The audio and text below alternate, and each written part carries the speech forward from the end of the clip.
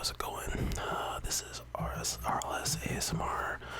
So today, you did click on the right video. This is a gum chewing whisper ramble, but I'm still hungry, so I'm gonna be eating it first. If you came for the gum chewing, I'll put a timestamp of when that starts, and I'll make a note to future Ryan editing this video. A timestamp right here of when that starts, so then that way you'll be able to skip to that, but I am going to be eating it first. So glad that didn't go anywhere important.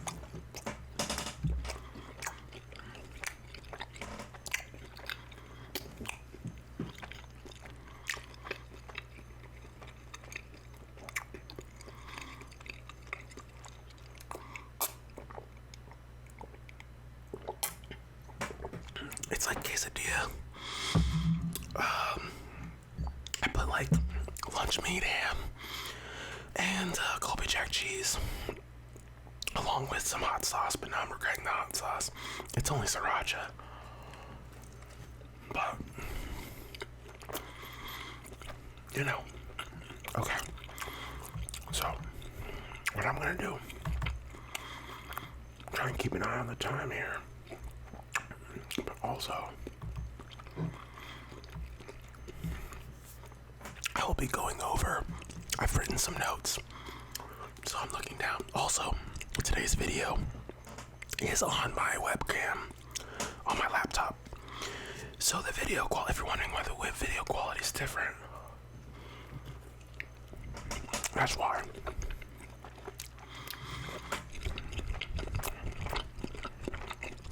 Let me guys know if you don't mind or not. If you mind or don't mind, because there's two benefits to doing it this way. As you'll notice, the background noise, because my computer's turned off, is very minimal. You should hear that cricket outside in my front lawn, outside my door. You should be able to hear that because of the Blue Yeti. And this streamlines it for me, because I don't have to combine the audio from the mic in with the video, and I don't have to do all that crap. So I can just put this straight into Adobe, edit around it a little bit, then render the quality to make sure it's decent enough, because it's only 720p. And I think it's only going to be like 50 frames a second. Or no, that looks like 60 frames. But with the quality being lower, you definitely notice.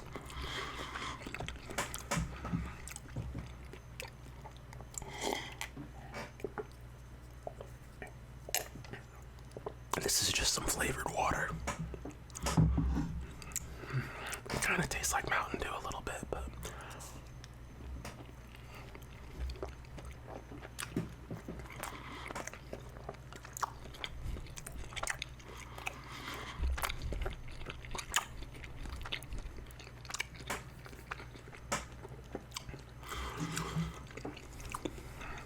so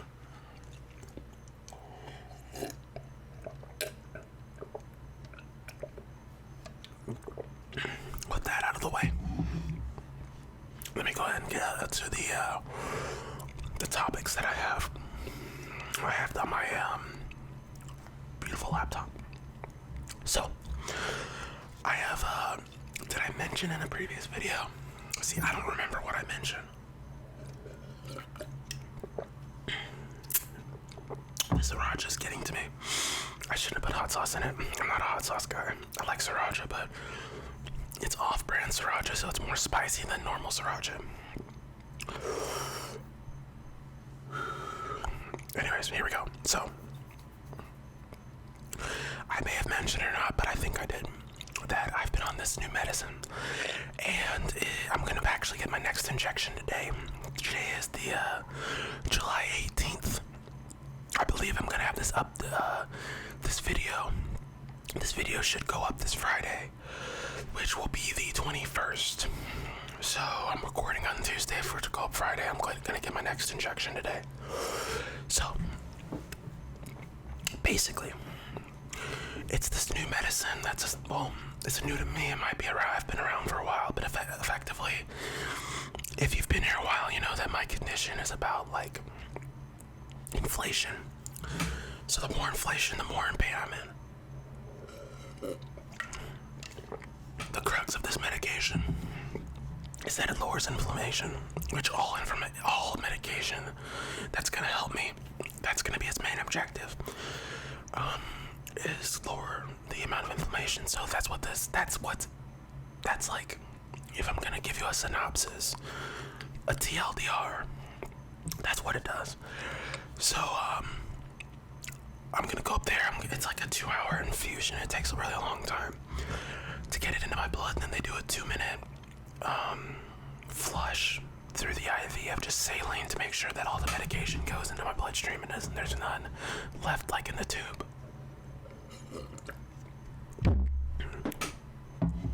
So after that, and it's been helping me a lot. Like, I've been working out, I've been stretching my arm like I've been telling you guys I'm supposed to do. It's been really helpful. So my doctor can't do my next skin graft until this specific situation, like with the medicine.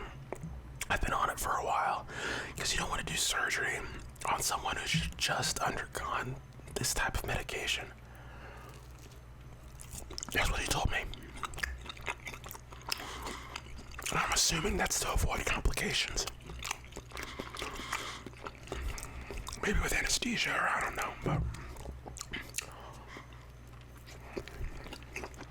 if you're wondering what's been going on with me health-wise, I've been doing a lot better. Feeling great. Working out again. And so, I should get my skin graft for my next procedure around August. But we'll see. Maybe, mid-August or maybe in September, I don't know.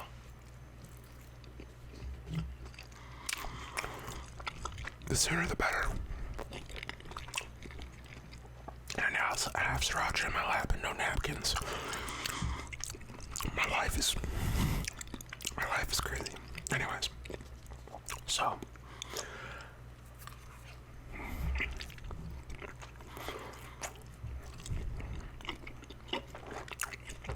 that's how it's been doing. Now, the actual area that I'm talking about, that he did surgery on, I think back in April.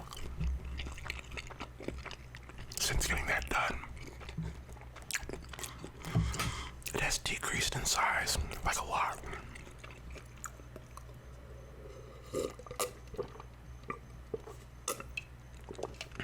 So, to give you guys an idea,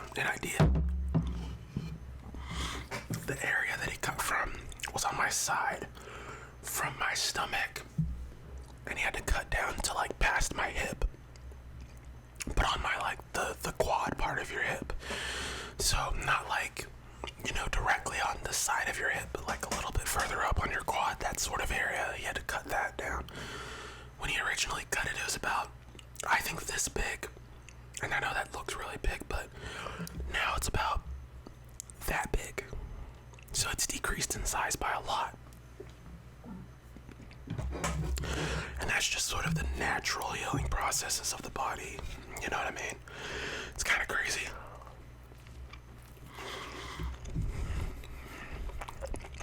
I know it's because I'm young. Sorry if I got any old people watching me. And you're like, you darn youngin'. If I sprained my ankle, it takes 5 months to heal. I know, but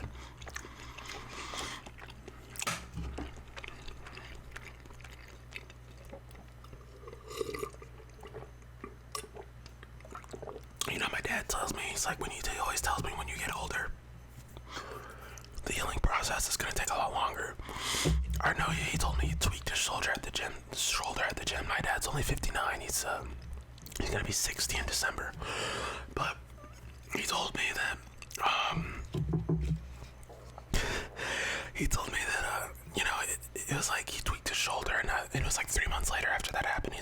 shoulder still hurts. I'm like, oh my gosh. To be fair, that my dad doesn't go heavy in the gym. Maybe like his form was off or something. I don't know. But he tells me all the time, when you get older, stuff takes longer healing. Even my surgeon told me, you know,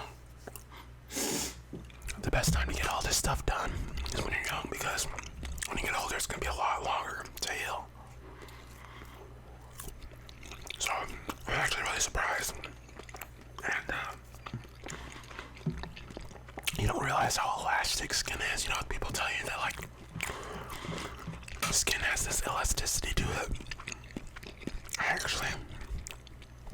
I always be like, yeah, you know, I know it does, but no, it really does. Dang, I keep hitting it. Sorry if that's loud.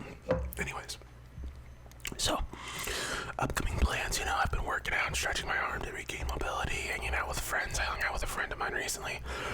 We went to go eat pho, you know, that Vietnamese beef noodle soup. It was really good. I recently told you about my road trip. Visiting family I did recently. But my main goal is to blow up and act like I don't know nobody. Sorry, no. But my main goal is to try and get back into the gym. Because as soon as I can start like bench pressing again, my body will get like, I will gain so much muscle back.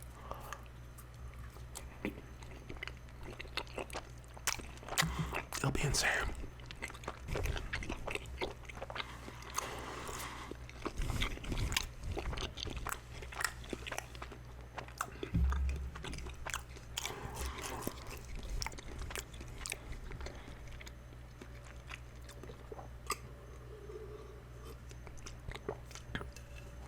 That's good. That was really good. All right. Where is my gum? Here it is.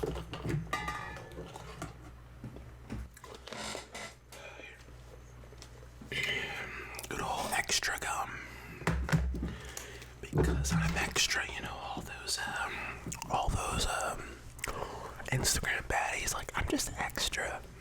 I'm extra. Okay. Let's see. I'm trying to be real careful. I'm trying not to make too much noise. Editing me will look back at this and be like, why are you making so much freaking noise, boy?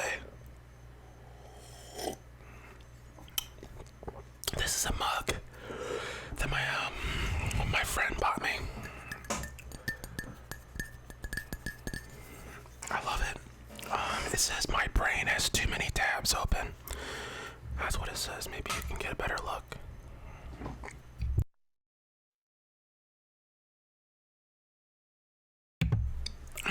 Sorry about that. I had to make some not good noises, but see. And he bought me this specifically. There's actually really funny. I'll do a tangent real quick because that's the whole point of this video. I'll do that while I'm putting in my gum. So, this particular friend, he's the buddy that I went to Chicago with. And if you watched that video, if not, go on my channel. It's my, I believe I eat chicken and rice in the video, and I talk about my trip to Chicago. This is that friend. And we known each other for a long time. And he bought it. Because you would always, at one point we lived together, you know, he'd come in my room, and he'd see my computer. I'm the type of person, I have like 15 tabs open. So he bought me that, because it reminded him of that. My brain has too many tabs open. Well, I would literally have too many tabs open.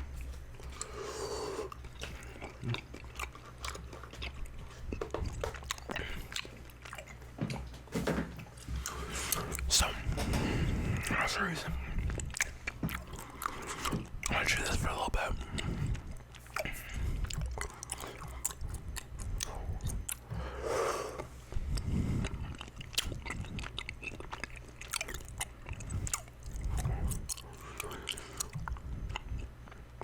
Oh, I can control the brightness.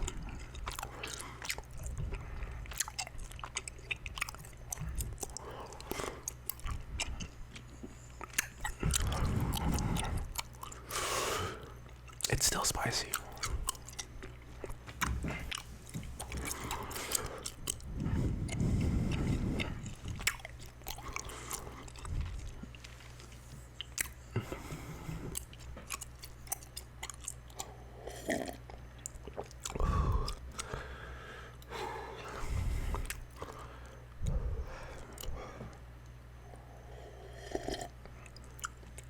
Coffee does not help spicy.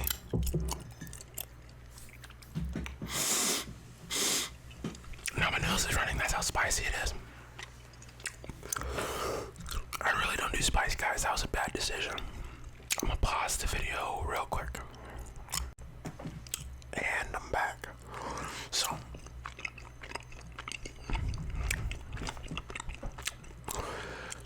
just rearranged a little bit. Anyways, so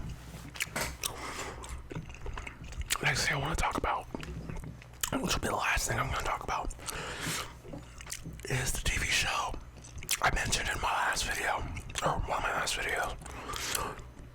It's called The Bear. I want to give a quick review or synopsis of the series. I kind of explained it, but not a lot. So, I'll be kind of spoiling the whole plot of The Bear. I gave you a synopsis of the first episode, but I'll be going into more detail right now, so this is like your spoiler alert. If you want to watch The Bear on Hulu, please, don't listen to this part, and I'll see you in my next video. Anyways, so, The Bear, as I said in my last eating video, it's about how this really, classically trained chef, it's how he takes over a restaurant for his brother because his brother killed himself. They never show you.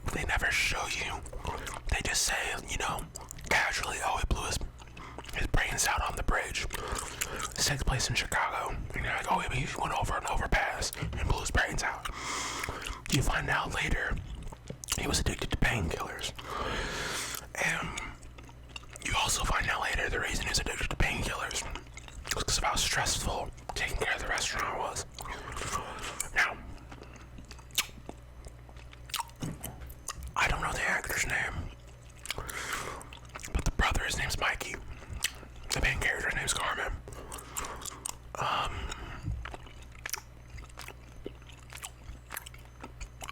They call him cousin, but they call him that so much I don't know his regular name, like his character name. If you watch the show, you'll know what I'm talking about. It's his cousin that's not really his cousin. And then there's Sugar. Her character name is Natalie. But then there's the main guy, Carmen, who's like the chef who's classically trained. His name's, he's played by Jeremy Allen White, who was, you would know him from Shameless. He played Lip in Shameless. From the first episode, he's trying to take over his brother's restaurant. It's in financial ruin. Vendors don't accept. They're so behind on bills that vendors aren't accepting them anymore because they're not paying their tab. There's so much stress from everything having to go well. He hires on this chef, Sydney, comes in, and she has her own past, but she knows that he works at this other restaurant called Nomu in Chicago, which is supposed to be one of the best restaurants in the world in this particular show.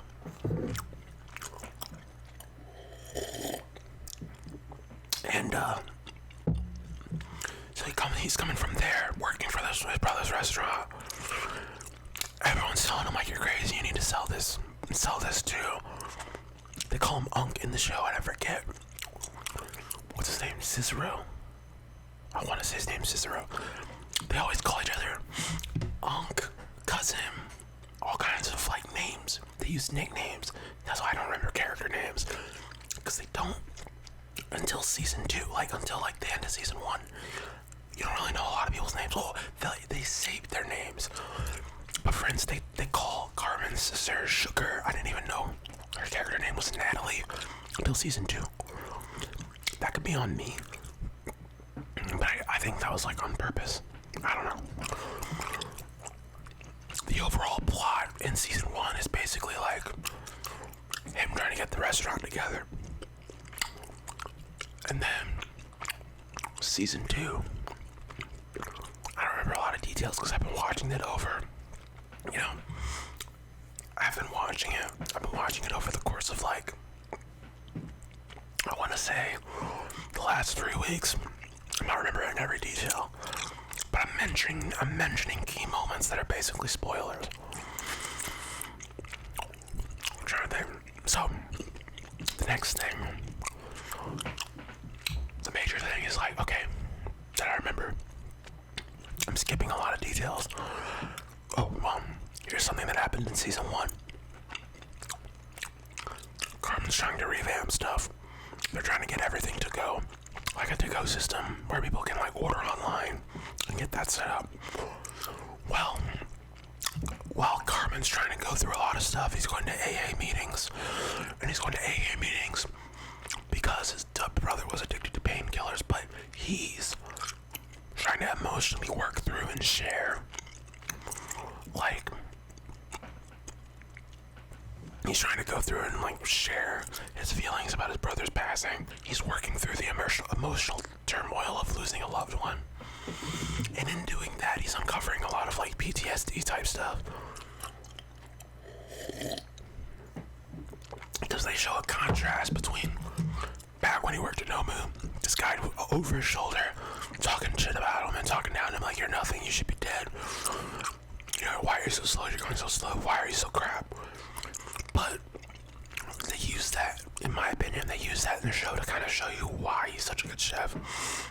It's because he has all this like emotional turmoil. And in season 2, well, I'm getting ahead of myself. There's a huge moment in season 1 where like he starts yelling at people. Because they get this really big order in, and it stresses Carmen out. He starts yelling at people. He's throwing shit.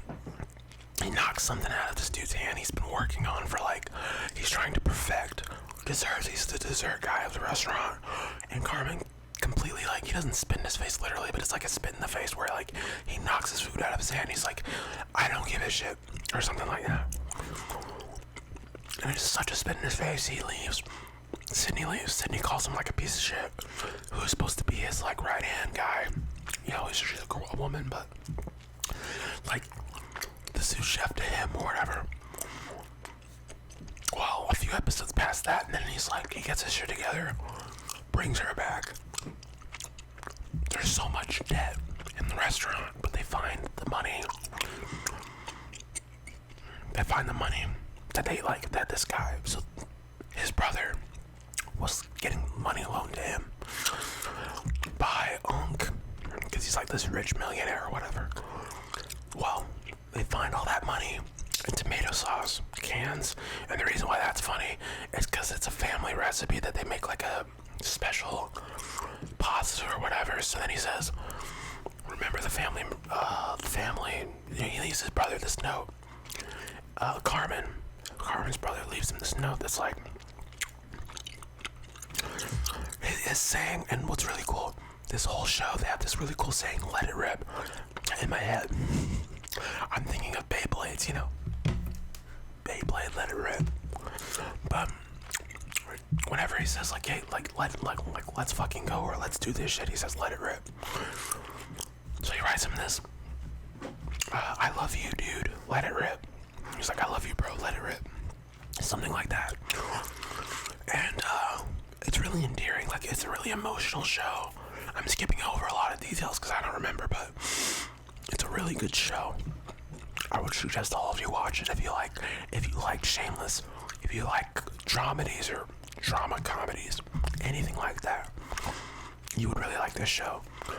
I kind of had a vested interest because I like cooking, and I like that. But the added drama and the chaos, the first episode's gonna confuse the fuck out of you. You're gonna be like, what's going on? By episode 2 and 3, you're like, okay, I kinda know what's going on. And it's not that big of a deal.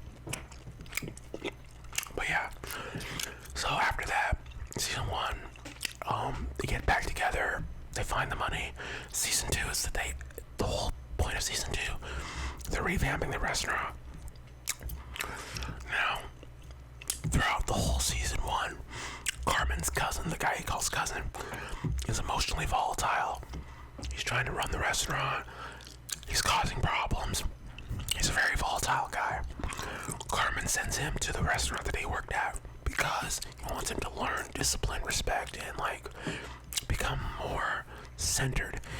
Well, through that, cousin becomes a really good waiter, high quality. He learns he regains a sense of purpose, his sense of self. At first, he's kind of mad at Carmen because he's like, dude, you're trying to get rid of me, but he's not trying to get rid of him. He gets all of his chefs special training, hires new people because he wants it's kind of like a no moves 2.0 type thing. They're trying to get a Michelin star and all this stuff and so season 2 they borrow $500,000. They're already $3,000 in the hole. They think the whole lot's worth $2.2 million. So Carmen puts it to Unc, because Unc is this rich guy who loans out money. And so he's like, hey, if you give us more $500,000 more, we can pay you back your money in 18 months. From open 18 months from now, we will be able to pay you back. So they need to be positive. It's crazy as a business strategy. In the real world, this would never work. But Carmen's he's that willing to do it, and he's like, well, if everything fails, you make your money back. 2.2 mil. You're only investing it. You're only 800,000 in the hole. You're gonna be fine. So that's kind of what he's gonna do. That's the whole point of season 2. By the end, I'm gonna skip ahead a little bit, but by the end of season 2, the restaurant's revamped.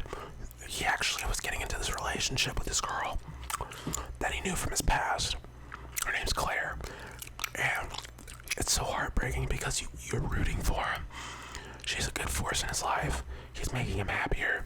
He says in the show, he's like, it makes me so happy. I'm scared to fuck. I'm scared to death of how happy she makes him. But because of him being distracted, he feels like because of being distracted from that relationship, on opening night, he gets stuck in the walk-in. He didn't call the fridge guy. It's this whole thing. He's supposed to call a guy to fix the fridge. He didn't. And the reason for that is because he was talking to Claire. And he got distracted by Claire. Well, not that he was talking to Claire.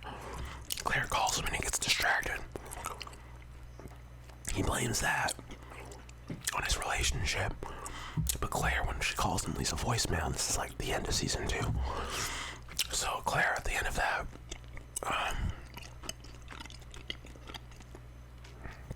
calls him, leaves a voicemail, and then she goes to the opening night of the restaurant.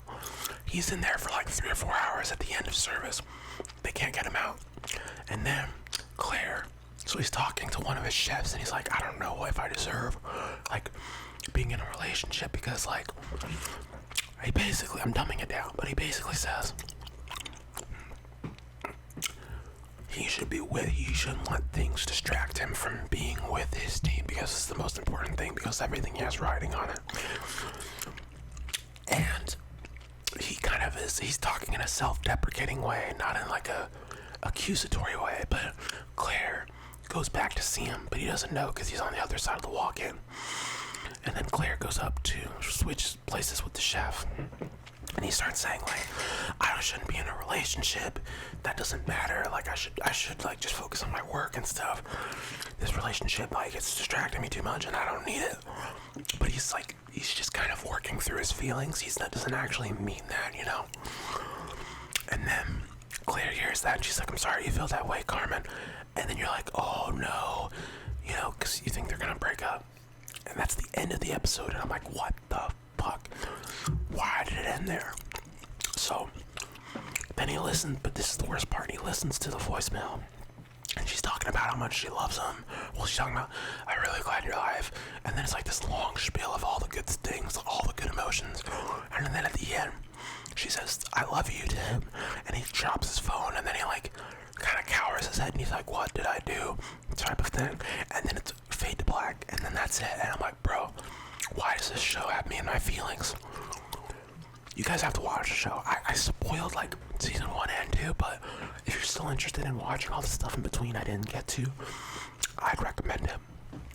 It's insane, bro. I would really recommend it. It's that good. But I hope you guys enjoy this video. I did a poll, and I asked you guys, what would you guys want, like Minecraft Part 2 or this? Y'all, I just today uploaded Minecraft Part 2, but if you know, I'll keep uploading those videos if you guys comment and like them. But I know these videos are like the ones that you guys really like and get views, so I'll try and keep it a mixture, keep it interesting. So, also, I did a poll, but if you guys don't watch the community poll, because the community stuff, I only ever get like 25 or 30 votes. I only get like 25 or 30 votes on those. Comment below if you'd want to see like an ASMR style live stream. I'm thinking of doing one for 1,000. I'm pretty close to 1,000 subs. I'm at like 828. So probably within the next few weeks I'll hit 1,000. So let me know if you want me to do like a Q&A video, and then you guys ask your questions, and then, or you want me to do it live. What would you prefer? That type of thing. If you've made it this far, what would you prefer I do? So, thank you guys for watching this video. As always, like, comment, and subscribe, please. That's all the support I ever need from you guys. But if you would like to support more, I always have my PayPal link in the description. If you want a tip or whatever, it's always greatly appreciated. And all proceeds will go to the channel. And